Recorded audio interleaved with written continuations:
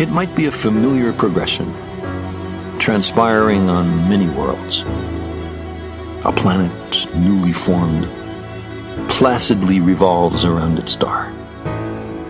Life slowly forms. A kaleidoscopic procession of creatures evolves. Intelligence emerges, which, at least up to a point, confers enormous survival value. And then, technology is invented. In a flash, they create world-altering contrivances.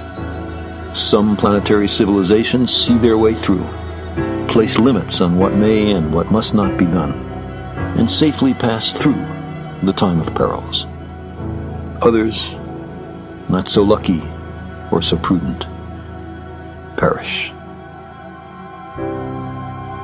This is one reason that in the long astronomical perspective, there is something truly epical about now. This is the first moment in the history of our planet when any species, by its own voluntary actions, has become a danger to itself, as well as to vast numbers of others. We humans have already precipitated extinctions of species on a scale unprecedented since the end of the Cretaceous period. But only in the last decade has the magnitude of these extinctions become clear, and the possibility raised that in our ignorance of the interrelations of life on Earth, we may be endangering our own future. Of course, we must keep our planet habitable, not on a leisurely timescale of centuries or millennia, but urgently on a timescale of decades or even years. This will involve changes in government, in industry, in ethics, in economics, and in religion. We've never done such a thing before, certainly not on a global scale. It may well be too difficult for us. Dangerous technologies may be too widespread. Corruption may be too pervasive. There may be too many quarreling ethnic groups, nation-states, and ideologies for the right kind of global change to be instituted. However, we humans also have a history of making long-lasting social change that nearly everyone thought was impossible.